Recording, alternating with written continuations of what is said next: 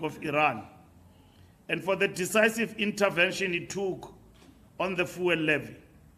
That decision has cushioned the consumer at the petrol pump and has cushioned the taxi commuter on the way to work, has cushioned the small trader at the loading dock, and has cushioned every household for whom transport and fuel are a major contributor to the cost of living.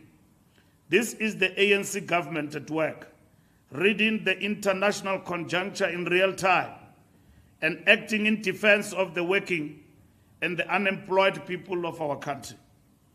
The NEC further resolved to redouble the work of the ANC in government on the 10-point plan for the economy, to drive the South African economy from its present growth path onto a job-creating growth trajectory. The 10-point plan is the operational program that carries the economy, policy direction of the 55th National Conference and the National General Council 2025 base document into the work of the state. Its pillars: fixed investment acceleration, infrastructure delivery, industrial policy, township and rural economy development, the just energy transition, the digital economy, food security, BRICS Plus and continental trade integration, skills and the demographic dividend, and macroeconomic stability are the work of the period.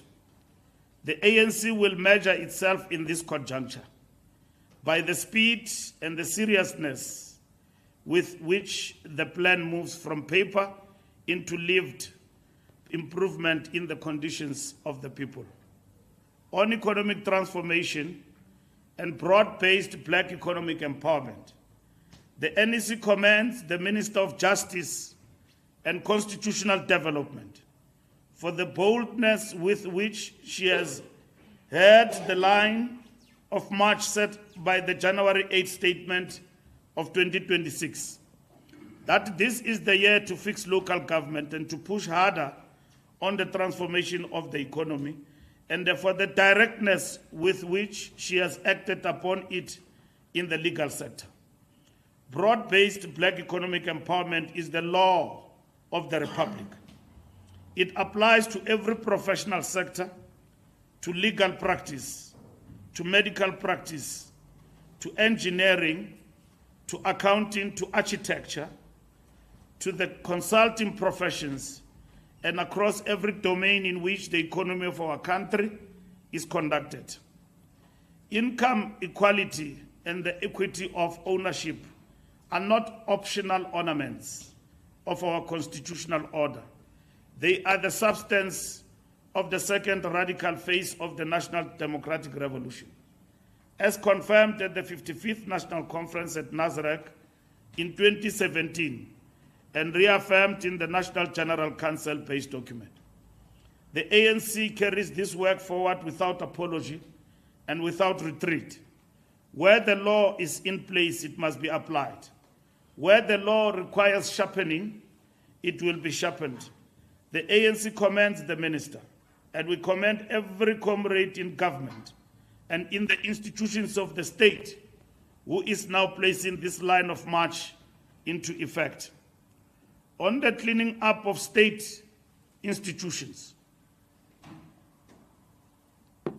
the Judicial Commission of Inquiry into criminality, political interference, and corruption in the criminal justice system, headed by retired Constitutional Court Justice Mbuyiseli Madlanga, will table its second interim report to the President of the Republic on Friday, 29 May 2026, this week. The final report of the Commission is due on Sunday, 31st August 2026. The Parliamentary Ad hoc Committee on the allegations related to the South African police continues its work. The ANC reaffirms, in the clearest terms, the leading role of the ANC in the cleanup of state institutions of our Republic. The Madlanga Commission was established by the President of the Republic.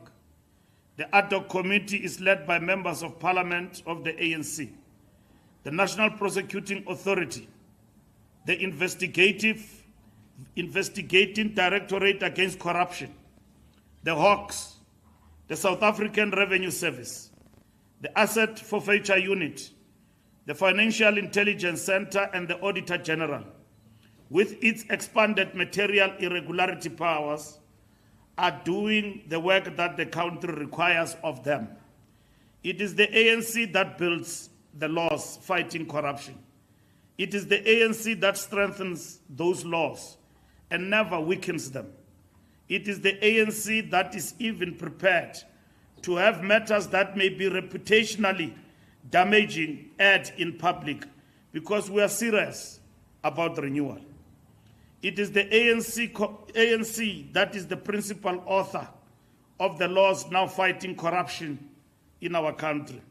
The Prevention and Combating of Corruption Activities Act of 2004, the Prevention of Organized Crime Act of 1998, the Financial Intelligence Center Act of 2001, the Protected Disclosures Act of 2000, the Public Audit Amendment Act of 2018 with its material irregularity powers, the National Strategic Intelligence Act, and many others. It is the ANC that continues to strengthen these laws and not weaken them. It is the ANC that is prepared to have matters which may be reputationally damaging aired in public. Because we are serious about renewal, and because we are serious about ridding ourselves and our country of all forms of corruption and unethical conduct. It is the ANC at times alone and at times together with the people of South Africa that has built this country, that has built its constitutional framework, and that has built its democratic institutions. We say openly that the ANC will return the South African Police Service to a constitutional footing as a service department of and for the people of the Republic.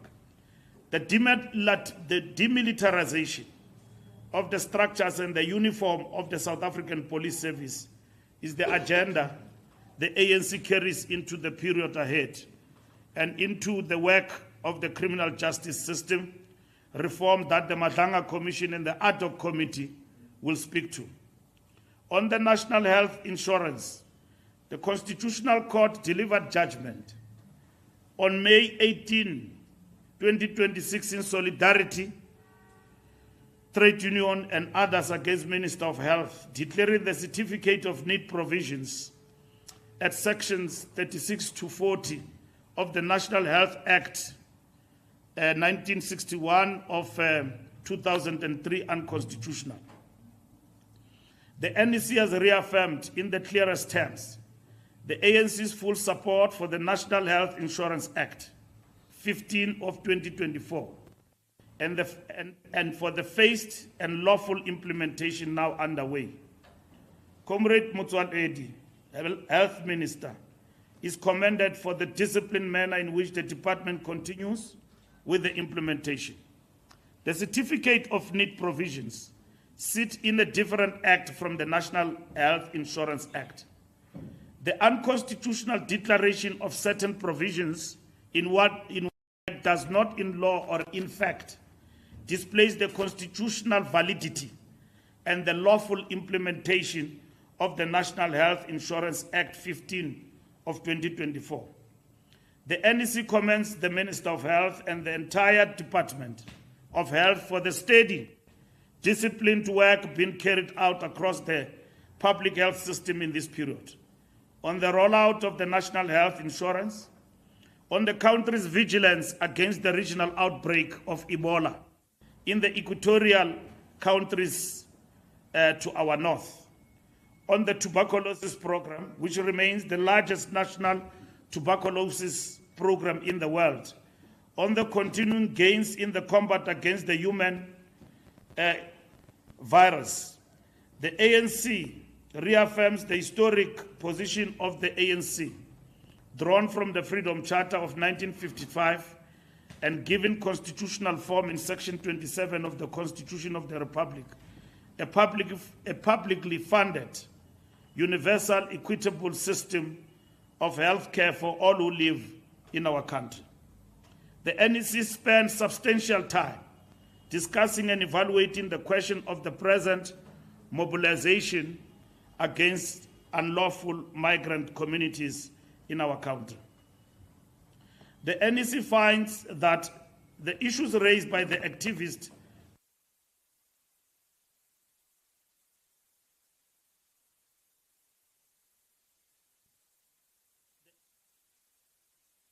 across our country are in the main demanding a visible government and a visible state.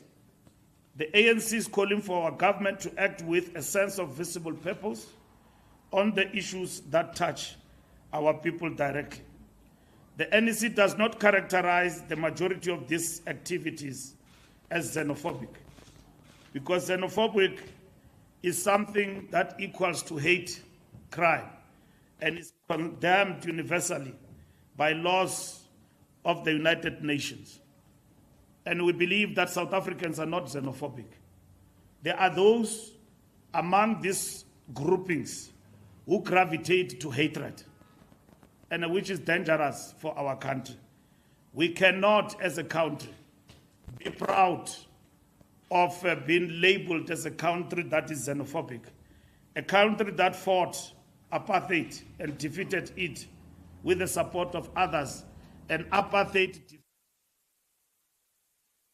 crime against humanity, the same as xenophobia. That is why the anti-racist conference was held here in South Africa and adopted important resolutions in our country in Durban. The NEC understands the pressures on our economy and on our communities arising from unlawful immigration. And the NEC shares the concerns of the people of South Africa on these matters. The NEC, however, cautions the organizers and the leaders of the ANC to be vigilant against third force infiltration of their ranks. The discipline of lawful protest is the discipline of every South African in our democracy. The conduct of vigilantism, hate speech, and intimidation that the country has seen in some of its clinic doors and some of its school gates and some of its factory floors over the past period is in its proper legal characterization the conduct that falls within the Prevention and Combating of Hate Crimes and Hate Speech Act, Act 16 of 2003. A child that seeks education must be supported by all of us. A child that seeks immunization against measles or polio must be given the necessary support. We are not a cruel people. A child that does not get these vaccines will be a danger to the community. The ANC supports the application of hate crimes and hate speech acts by the National Prosecuting Authority and by the South African Police on every act that meets its provisions. When we protest and when we mount pressure movements, which is our constitutional right and the standing tradition of our struggle, we urge our people to balance their actions with the discipline of legality. We cannot fight unlawful conduct in a democracy by ourselves engaging in unlawful conduct. We must together safeguard the reputation, the image, and the stability of our country so that we do not end up causing more harm than the harm we set out to address.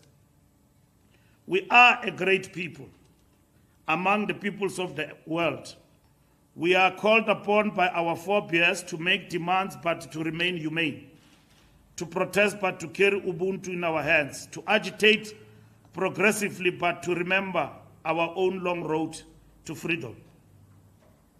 And the road our continent walked with us on that journey, to leave weapons at home and not carry them in public, to respect our traditions like the traditions of Amabuto and not misuse these great heritage instruments in a manner that causes disrepute to our pride as South Africans.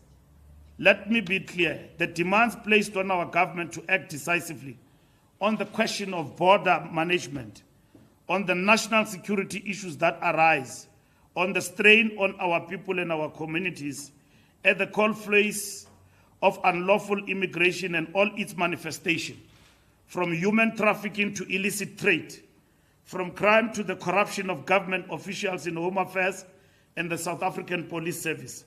These demands are genuine, and these demands are real, and the government is at work on every one of them. The NEC further calls upon the private sector, upon the employers, upon the recruitment agencies, upon every enterprise operating on the soil of the Republic to adhere, without exception, to the labor laws and to the immigration laws of the country. The recruitment of undocumented workers in order to suppress wages, to circumvent the Labor Relations Act, to evade the Basic Conditions of Employment Act, to undermine the sectoral determinations of the Minister of Employment and Labor, and to displace the rightful claims of South African workers and of legally resident workers on the job market is criminal. It is unpatriotic. It is a direct subversion of the laws of our country and of the spirit of national reconstruction that the Constitution of the Republic enjoins upon every sector in our economy. The ANC places the private sector squarely on notice. The ANC in government will pursue, through the Department of Employment and Labor and through the National Prosecuting Authority, through the South African Revenue Service, and through the Labor Inspectorate, every enterprise that profits from this practice.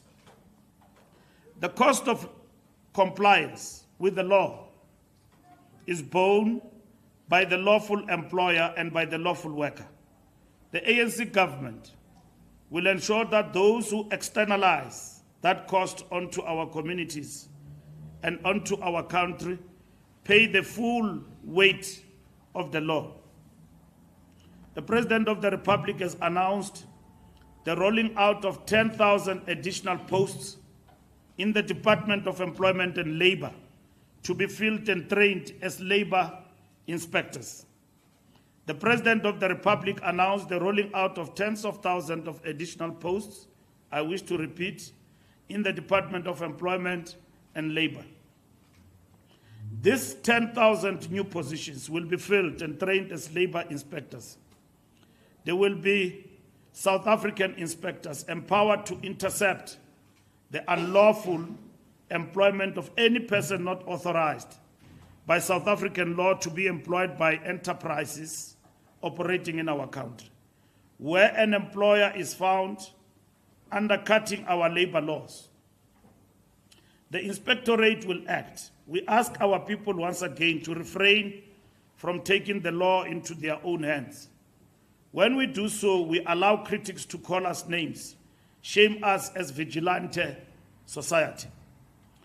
The Border Management Authority has commenced a build program to upgrade at least 6 of our principal border posts and the surrounding infrastructure.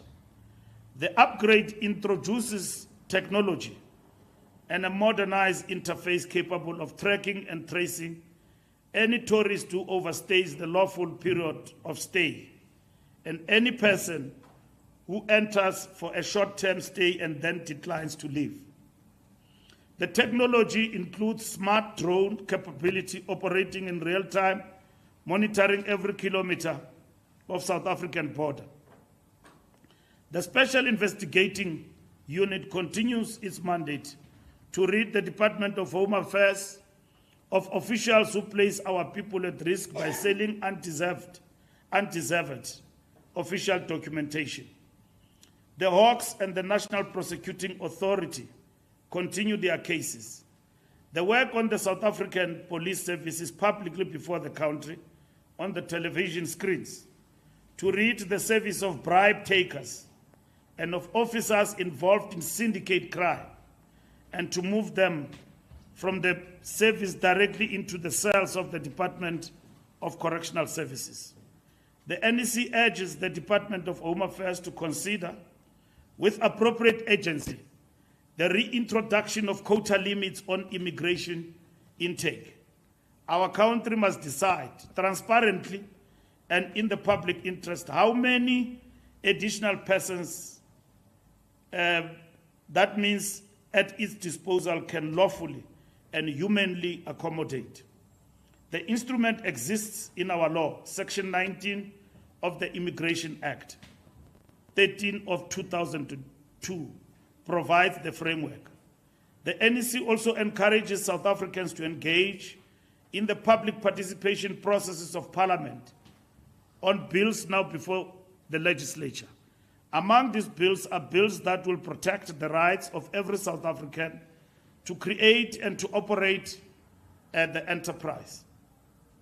The constitutional right at Section 22 of our Constitution and bills that will close the route by which a person travels through several safe countries on the journey to our republic and only applies for asylum or refugee status on arrival here. The principle of first safe country is a principle of international refugee law, and the legislative reform now underway will give it operational effect in South Africa. And there are many examples we can give. When we got Palestinians coming to our country via Israel and dropped in our country, just like that. And therefore, this particular principle did not actually apply in that particular instance. So tendencies of infiltration and undermining our national security architecture must be taken into consideration. The President of the Republic of South Africa travels to Egypt for the mid-year coordination meeting of the African Union held at El Alamein from Wednesday 24th to Saturday 27th June 2026. The ANC, through the government of the Republic, will table at El Alamein the foundations of a continental compact on migration in Africa. Because the question of illegal migration, immigration, and migration is not only our problem, it's a global and continental issue. A framework paper that moves the continental conversation from the registration of accusation to the registration of shared responsibility. The compact is the African answer to a continental question. We will not allow our country to be reduced to a single line of caricature on a question that is the continent's question and the world's question together. The NEC urges every provincial premier in the Republic to activate a quick response team on immigrant tensions in their province, working in concurrence with SAPS, the Prosecuting Authority, and the Department of Home Affairs, the Department of Social Development, the Provincial Disaster Management Centers, and the National Disaster Management Center. On the evictions in the Western Cape, the NEC has received the matter of the farm laborers' evictions taking place in the Western Cape. The Secretary General's office will further engage the Western Cape Provincial Task Team of the ANC to develop and advance a program of action on the evictions question. The ANC does not stand by while the people of our republic are removed from their land and from their homes. On the international situation, Iran, Palestine, and Lebanon, the NEC reflected on the international situation, on the urgency of a just, durable, and political resolution to the multiple conflicts now bearing down on humanity. The path of war is not the path of solution. There are people who say we preoccupy ourselves with things outside the country, but we're not concerned about what happens here. What happens in Iran today has affected us in terms of the cost of living. And that is why we talk about cushioning an ordinary South African in terms of the fuel levy by government. The war on the Islamic Republic of Iran is a matter of the gravest concern to the ANC and to our country. The ANC, in the tradition of Comrade Oliver Tambo and the Harare Declaration of 1989, calls on all parties, the government of the Islamic Republic of Iran, the government of the US and Israel, the governments of Arab states, the government of the major powers, and the multilateral institutions seated under the United Nations Charter to choose the path of negotiation and to set aside the path of arms. The escalation of armed action between great power blocs in the Middle East places the global economy under strain, places African economies under strain, and places ordinary households in our country under strain through the rising cost of fuel, the rising cost of staples, and the rising cost of credit. The NEC commends Comrade Ronald Lamola, Minister of International Relations and Cooperation, for the discipline and the principled clarity with which South African diplomacy carried itself at the recent BRICS Foreign Ministers meeting. The ANC places on record its appreciation to the Minister and his team for the work that placed our country firmly on the side of dialogue, of multilateralism, of the United Nations Charter, and of the rule of international law in these trying times. The NEC further calls for a political solution to the continuing war on the Palestinian people in Gaza and the West Bank. The ANC reaffirms the standing position of the South African government before the International Court of Justice in the matter of South Africa against Israel. The genocide must end, the occupation must end, and the two-state solution must be brought into effect. The ANC notes with deepest pain the continued invasion of the sovereign territory of Lebanon and the resulting suffering inflicted upon the civilian populations of southern Lebanon.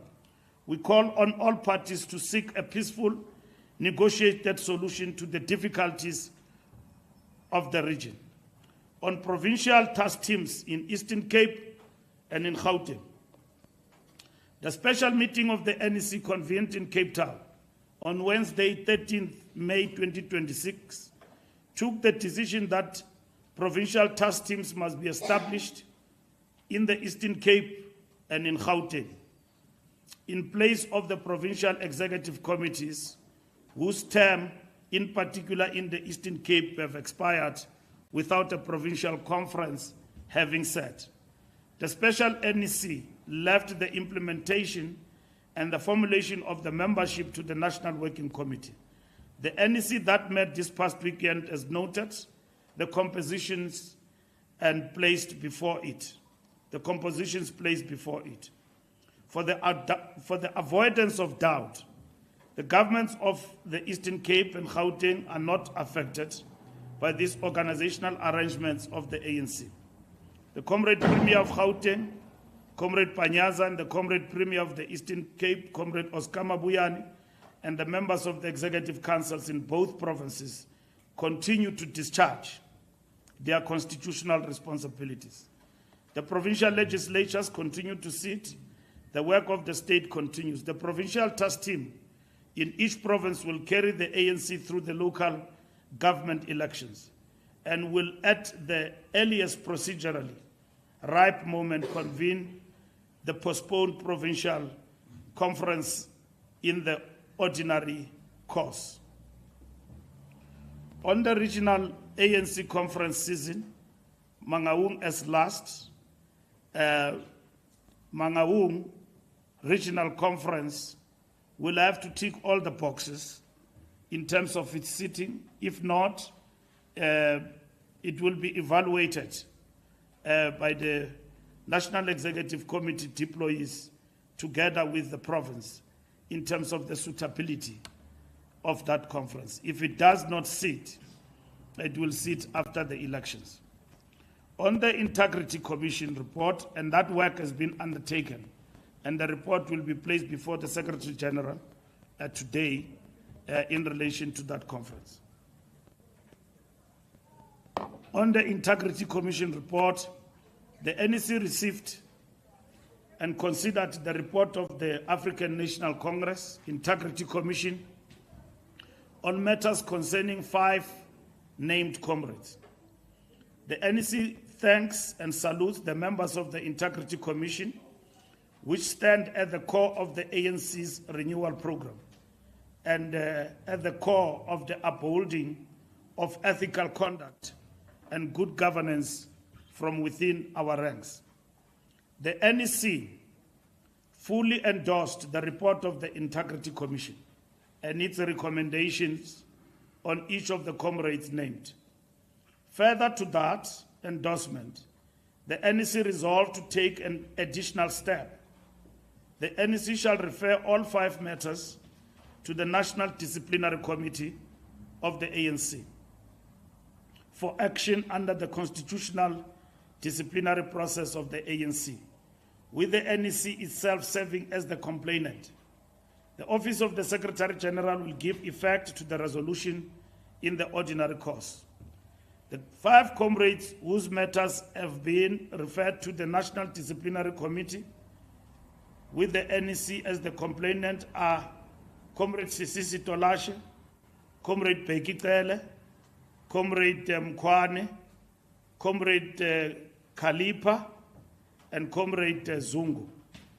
The constitutional disciplinary process will run in the ordinary course. The National Executive Committee commends in the strongest terms the ANC Integrity Commission for the depth, the fearlessness, and the discipline with which it has discharged its mandate with the ANC. The Integrity Commission is the conscience of the ANC.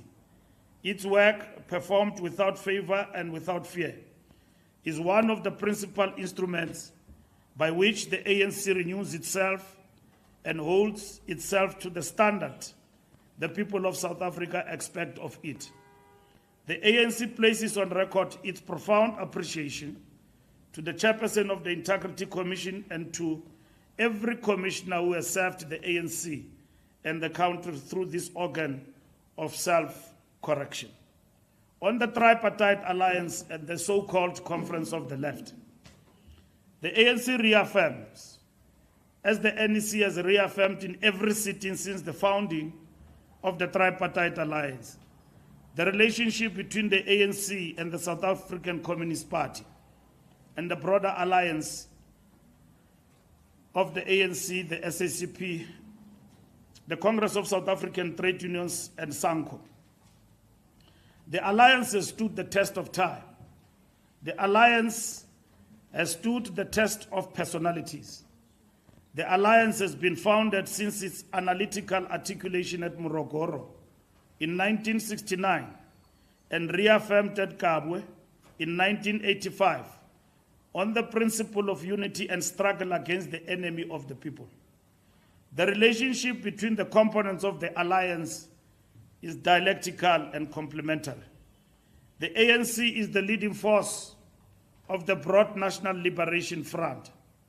The South African Communist Party carries the vanguard role of the working class within the front. That is the position of the ANC that it has carried since 1969, and that is the position the ANC carries today. On the so-called Conference of the Left convened by the SACP from Friday, 29 May in Boksburg, the ANC was invited to participate. The ANC, after careful deliberation in its National Executive Committee meeting, chose to stay away. The ANC resolved, the National Executive Committee resolved to support the position not to attend this conference. The ANC will not participate in this conference. We have, however, invited the leadership of the SACP to a principal-level engagement on the underlying questions in the standing discipline of the alliance. We say openly to our country, the ANC does not consider this convening to be a conference of the left. The composition is itself the political argument, a gathering that proposes to sit chambers of commerce alongside the Bolshevik Party, the Umkhonto weSizwe Party alongside AZAPO, business formations alongside trade unions, is not a left formation in any received meaning of the term. It is a coalition of negation, united by what it stands against, namely the ANC in government, and unable to articulate the positive program by which the working class and the people will advance under its banner. It is a political project dressed in theoretical clothing. The ANC notes with seriousness the matter deserves that the convening forces have chosen to associate themselves at this gathering with formations whose principal leadership figures were identified by the Judicial Commission of Inquiry into allegations of state capture, the Zondo Commission, as central to the wrecking of South African institutions. The ANC built the South African Revenue Service, the National Prosecuting Authority, the Hawks, the State Security Agency, Eskom, Transnet, and the public procurement system across the state. The ANC places that association on the public record. The alliance stands. The ANC remains the center of the broad National Liberation Front and of the broad democratic and patriotic forces of our republic. The work of this period is the work of the National Democratic Revolution. The answer is in every branch general meeting, in every ward, in every municipality, and in every street of the republic in which the ANC has stood, stands, and will stand. The ANC is at work on the story of our country that it deserves. On the story our country deserves. The NEC reflected in this meeting on the gap that exists between the objective record of progress in the living conditions of South Africans over the past 3 decades and the lived experience of many of our people today. Both readings are real.